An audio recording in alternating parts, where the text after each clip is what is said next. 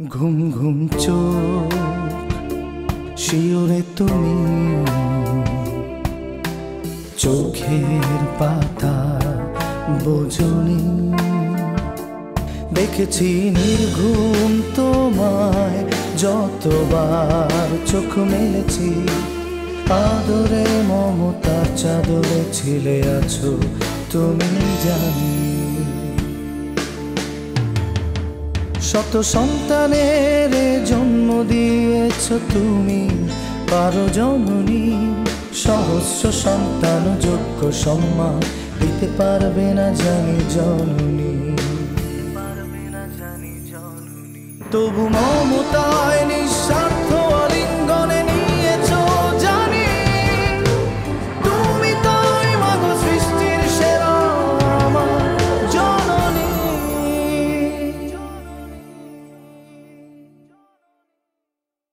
আম্মা, আশির মনের অবস্থা কি তা তো আপনি জানেন। এদিকে আশির বাবা ওর বিয়ে ঠিক করেছে একটা বয়স্ক লোকের সাথে, যার কিনা 2-3টা বাচ্চা আছে। কি বলছো তুমি রেশমা? আপু, আজিম চাচার অনেক জ্বর। না না, ছেলে মানুষ তো একটুতেই ভয় পেয়ে যায়। তুই কিচ্ছু ভাবিস না মা, একদিন পরে এলি আমি কিনা বিছানায় পড়ে আছি। এই যে আপনার ছেলে এসে বারবার আমাদেরকে শাসিয়ে যায়, আপনি মা হয়ে তার কি বিচার করেছেন বলুন?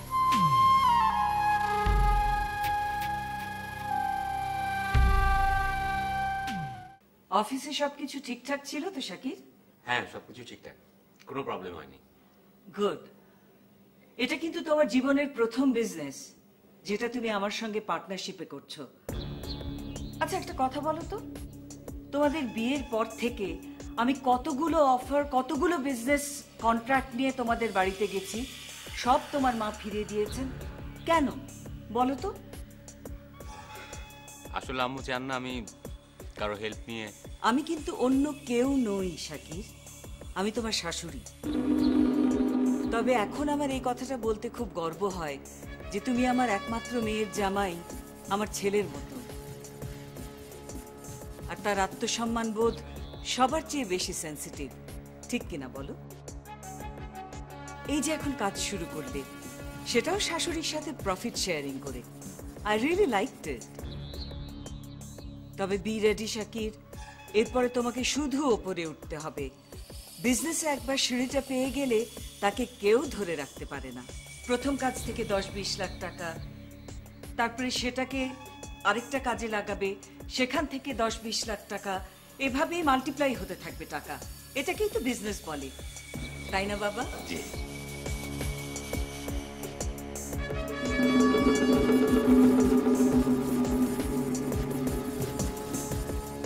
মম, এই আংটি এখানে আসলো কি করে? এই আংটি তো আমি আম্মুর কাছে দিয়েছিলাম সৃষ্টিকে ফিরিয়ে দেওয়ার জন্য।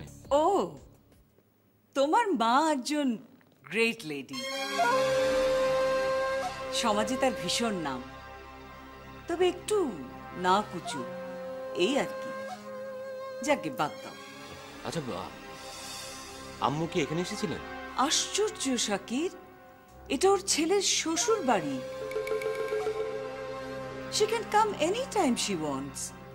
তবে এবার বোধহয় একটু বেশি রাগ করেছে।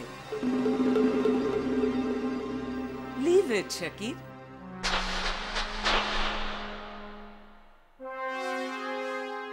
কাল থেকে তো তোমার নতুন বিজনেস শুরু হচ্ছে, কনসেন্ট্রেট অন দ্যাট। আচ্ছা, তোমাদের বাড়িতে তোমার নতুন বিজনেসের কথা বলেছো তো, তাই না? জি বলেছি, কিন্তু আমি কিছুতেই বুঝতে পারছি না এই আংটিটা আম্মুর ফেরত দেওয়ার কি দরকার ছিল। আতে ঘা বোঝো, কি আর করবে, আসলে কিছু কিছু মানুষ এরকমই হয়। বাট শোনো, এসব আংটি, বালা, নেকলেস, এসবের মধ্যে তুমি আবার জড়িয়ে পড়ো না। এসব মেয়েদের কাজ, মেয়েরা বুঝবে। তুমি তোমার কাজে মন দাও। All the best. তবে একটা কথা, তোমাদের বাড়িতে তো একটাই গাড়ি না? জি মা। তুমি এক কাজ করো, লোনটা নিয়ে প্রথমেই নিজের জন্য একটা গাড়ি কিনে ফেলো। গাড়ি থাকলে বিজনেসের স্ট্যাটাস বাড়ে, আর বিজনেসে যদি স্ট্যাটাস না থাকে তাহলে তো তুমি ঠিক মতো কাজই করতে পারবে না। এই যে সিএনজি, ট্যাক্সি, রিক্সা, বাস, এসব হচ্ছে সাধারণ মানুষের জন্য, তোমার জন্য না। দেখো শাকির, আমি চাইলে তোমাকে একটা গাড়ি গিফট করতে পারতাম, কিন্তু না, মরিয়ম খুব রাগ করবে।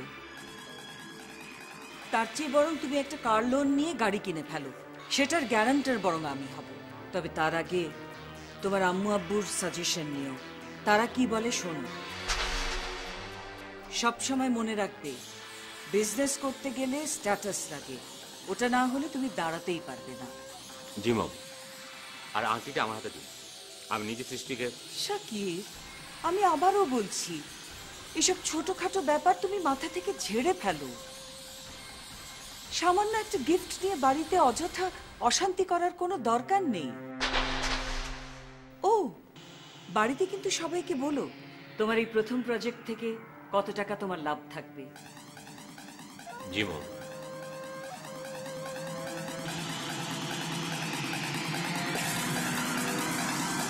মজবুত ফুলের গাছের অহংকারী মা জননী আজ তোমার বাড়িতে কালবৈশাখী একটা ঝাপটা মারবে, আর সেই ঝড়টা নিয়ে যাচ্ছে তোমার আদরের ছেলে শাকির। Be ready Mariam.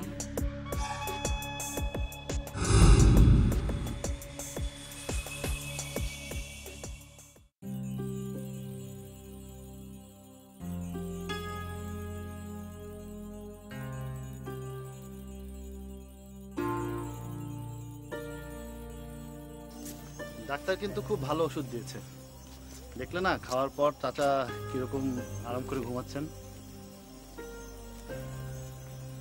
আচ্ছা, হুট করে তোমার বিয়ের প্ল্যান? আমাদের মতো মানুষের জীবনে যা কিছু হয় তা তো হুট করেই হয়। হুট করেই বাবা মা মরে গেল, হুট করে আমি এতিম হয়ে গেলাম।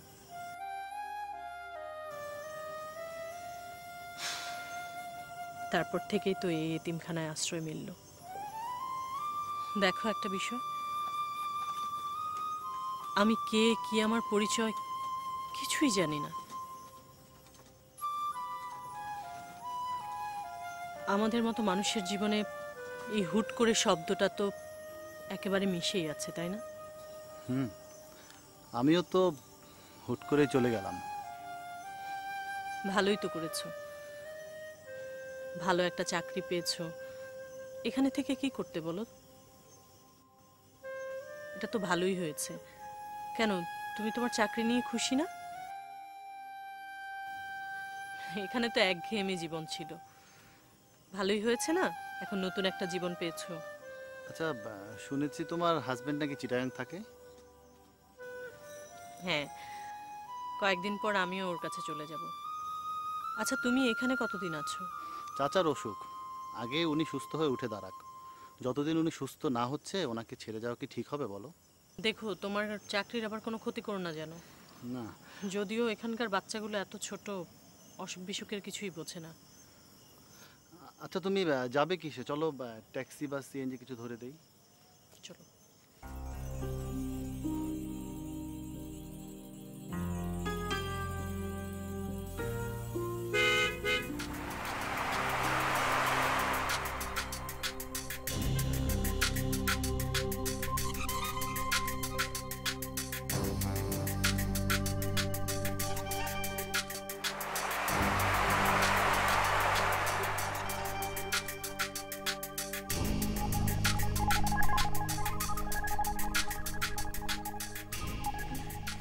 সৃষ্টি, হাউ নাইস, তোমার সঙ্গে দেখা হয়ে গেল।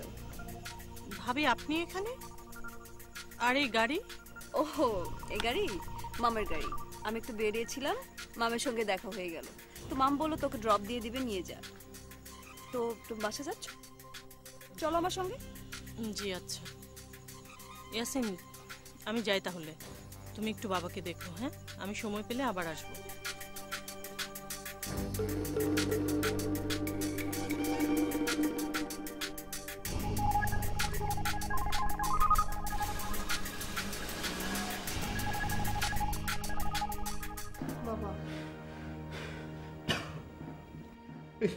সবই করাচ্ছে আমারই ওর মাকে পাঠিয়েছি।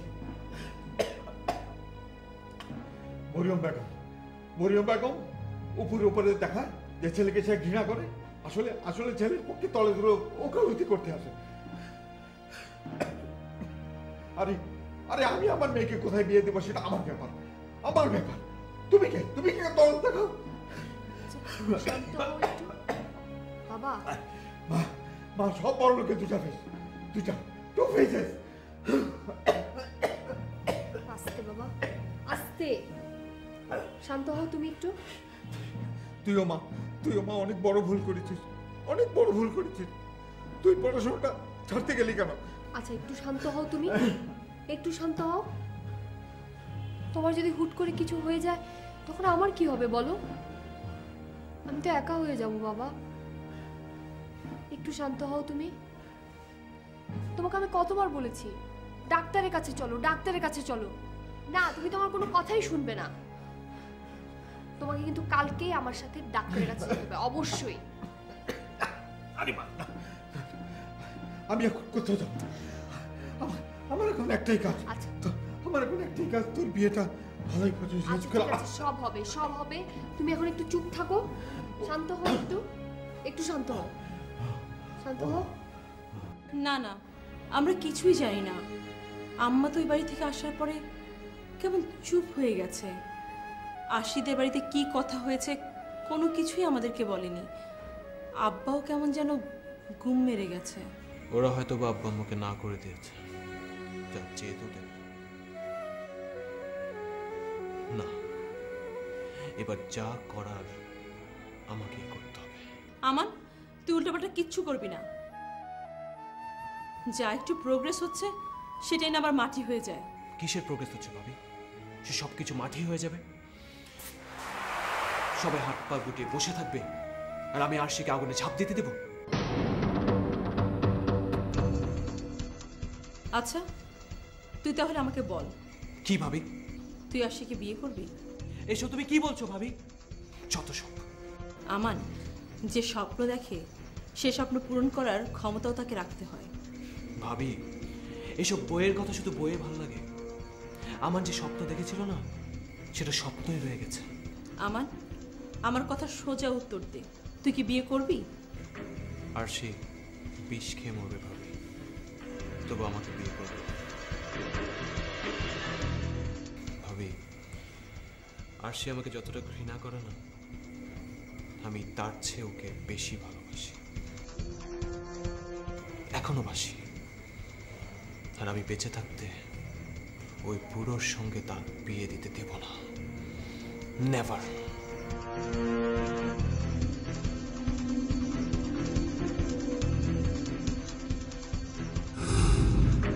হ্যালো আমান, হ্যালো। রেশমা, কি হয়েছে? আমানকে যদি এখনই থামানো না যায় তাহলে কিন্তু সর্বনাশ হয়ে যাবে। কি হয়েছে বিষয়টা বলবে তো আগে। আমান,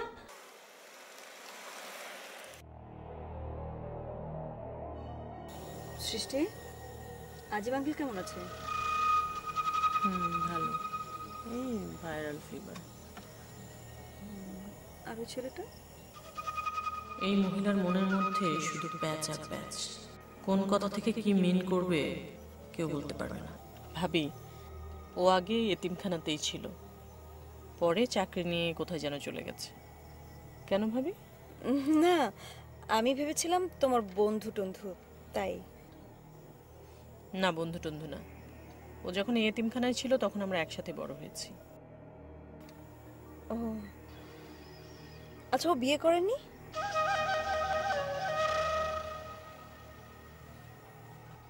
জানি না, জিজ্ঞেস করিনি। এরপর যখন দেখা হবে তখন জিজ্ঞেস করবো। অনেকদিন পর দেখা হলো তো, মাঝখানে কি করেছে না করেছে সেসব আমি জানি না। কিছু মনে করো না সৃষ্টি, আমি আসলে এমনিই জানতে চাচ্ছিলাম। আচ্ছা একটা কথা বলো তো, আমি যখনই তোমাকে কোনো প্রশ্ন করি তুমি এড়িয়ে যাও। ওই যে তোমাদের বাসর রাতের কথা জিজ্ঞেস করেছিলাম, তুমি তো কিছুই বললেন না, এড়িয়ে গেলে। আচ্ছা সৃষ্টি, আমি হচ্ছি তোমার যা, আমি তো তোমাকে এইটুকু জিজ্ঞেস করতেই পারি না? সৃষ্টি, আমার সম্পর্কে কি বাসায় তোমাকে কেউ কিছু বলেছে?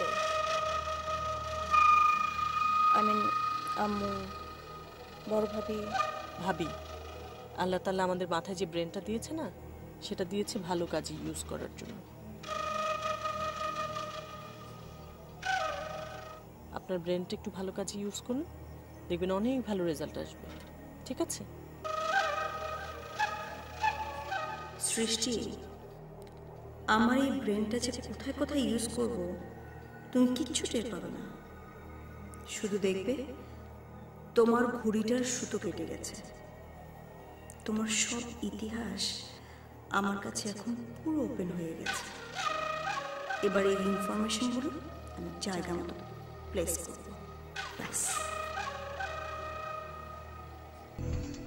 আর না, অনেক হয়েছে। আজ আমি ওই বুড়ো যে ছুটিয়ে দেব।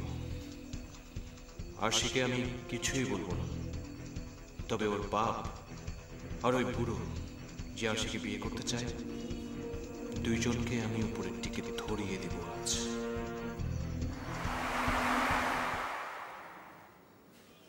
তুমি কে চাস তুই?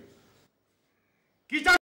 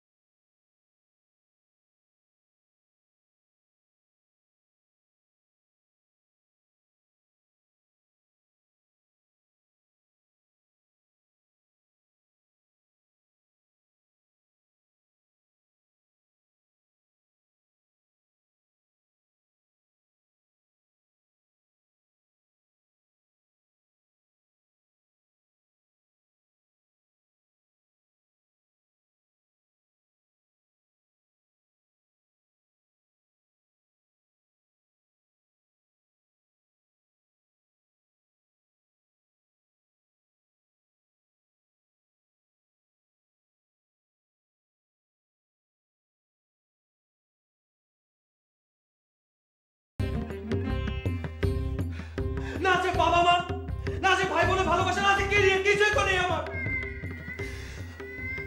আমি পুরো একা হয়ে গেছি ভাইয়া, পুরো একা হয়ে গেছি। প্রতিটা সেকেন্ড আমি নিজেকে ধিক্কার দিয়ে আর বলি, এত ভালোবেসে আমি কি পেয়েছি ভাইয়া, কি পেয়েছি? কিছুই তো পাইনি ভাইয়া। কেন কেন ভাইয়া?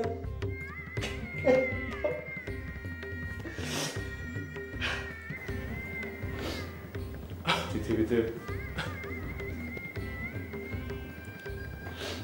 কিছু কিছু কেন আছে যে কেনটা শুধু উত্তর জানা নেই। প্রশ্নগুলো সারাটা জীবন মানুষকে কাঁদায়, সারাটা জীবন। শোন শোন ভাইয়া, প্লিজ তুই এমন কোনো কাজ করিস না যাতে আম্মা কষ্ট পায়। আম্মার মনে এমনিতেই অনেক কষ্ট, আমার অনেক কষ্ট রে। ঠিক আছে ভাইয়া, আমি অনেক দূরে চলে যাব। এ শহর, এ দেশ, সবাইকে ছেড়ে অনেক দূরে চলে যাব ভাইয়া, অনেক দূরে। আর এটাই হবে আমার ভাগ্য লিখন। আমি ডিসিশন নিয়ে নিয়েছি। আমি না থাকলে তোমাদেরও আর কোনো ঝামেলা থাকবে না। তোমরা ভালো থাকবে, আম্মুও তো ভালো থাকবে।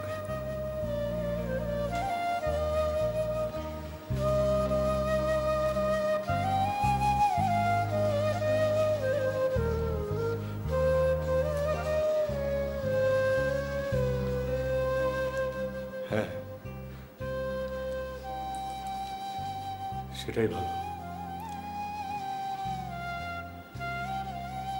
তুইও ভালো থাকবি, আরশিও ভালো থাকবে। আর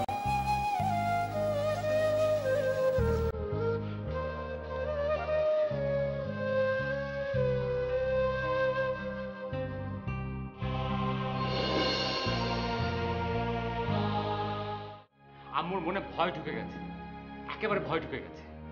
তিনি ভাবছেন আমার শাশুড়ি বুঝি আমাকে ঘর জামাই বানিয়ে ছাড়বে। অথচ আমি তো জানি যে মানুষটা আমার জন্য এত কিছু করেছে, এত কিছু। কই, তিনি তো আমাকে ডেকে বলেননি সাকিব তুমি আমার বাড়িতে আসো। সাকিব ওই আজিম চাচাকে দেখতে যাওয়া ছিল একটা বাহানা। ও কেন গিয়েছিল জানো? ওর পুরনো বয়ফ্রেন্ডের সাথে দেখা করতে। বুঝতে পেরেছো? ও গড, এটা তো একটা ব্রেকিং নিউজ দিলি রিনা। তোমরা কি আমাকে একটু একা থাকতে দেবে না? আশ্চর্য। আচ্ছা আচ্ছা ঠিক আছে, তুমি থাকো, আমি সরি, আই এম সরি। আসলে আমার না সবকিছু কেমন এলোমেলো হয়ে যাচ্ছে।